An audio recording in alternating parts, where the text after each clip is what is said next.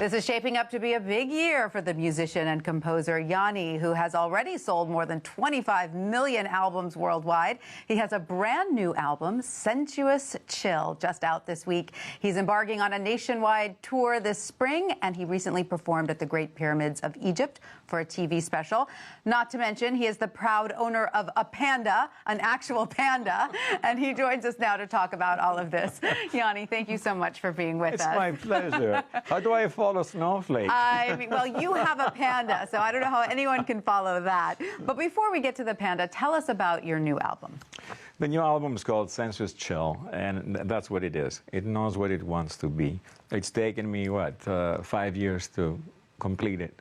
I worked with some of the best musicians all over the world, took my time.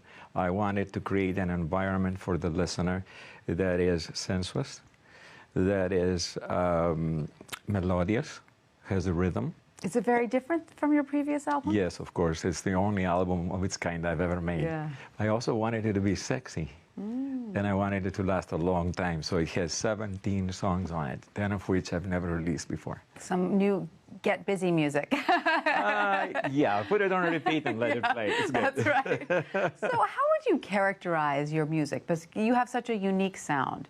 Yeah, you can't, I can't characterize the music. Yeah. There's no way. I just write music. Right. And it comes from the soul. It comes from my experiences, from being around the world, from traveling and feeling different cultures, and just coming in contact with the public in general. It just goes right through you. And you are known for performing in these exotic, iconic locales all around the world. Do you have some favorites? Oh my God. I have been touched by so many places. I mean, we just came back from playing at the pyramids, as you said earlier, a couple of months ago, and the Egyptian people made me fall in love with them. Yeah. They're great people. It was a magical concert. It's probably the best video and audio I've ever done in my life. It's all shot in 4K.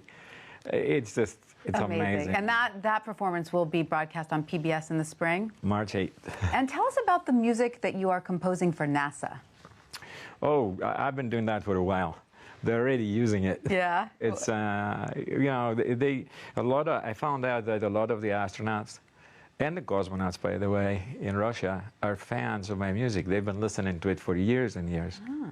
And I found out by going to NASA and also going to a place called Star City. Very few Americans are aware of it. It's outside Moscow, and that's where everybody goes to train in order that they can to go to the International Space Station. This is where I met some of the American astronauts, believe it or not, right there in Star City. Now, I have to ask you, you are the only person to have ever been gifted a panda by the Chinese government. How does one, just for my personal edification, how does one get a panda? How does that happen? You don't get a panda. Nobody has a panda. It's their Nobel Peace Prize. It was awarded to me. I was allowed to adopt a panda because they said I was a great ambassador of peace for the world. And your music is taught to Chinese children in schools, correct? That's very good. You've been doing your homework. I have been doing my research. So where does the panda live, and how often do you get to visit her? Well, the panda lives in a place called Chengdu, which has plenty of bamboo.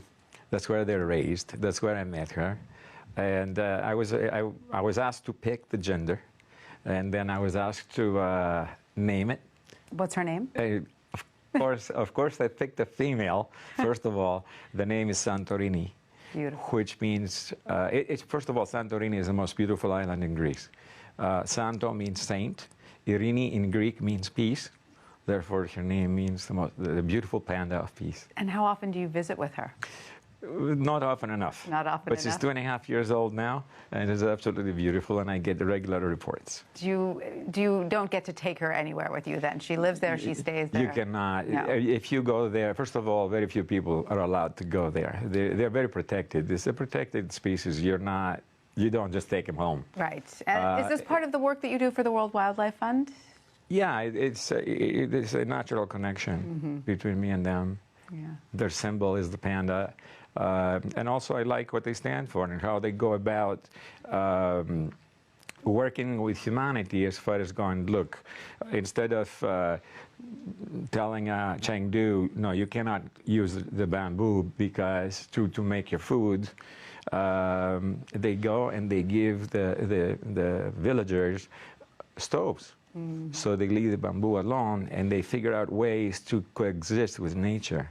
So they're not so militaristic. They're very smart about the way they're going about preserving the planet, at the same time do not take advantage or create a problem for the people. So important. Yanni, musician extraordinaire and panda owner, thank you for visiting with us. My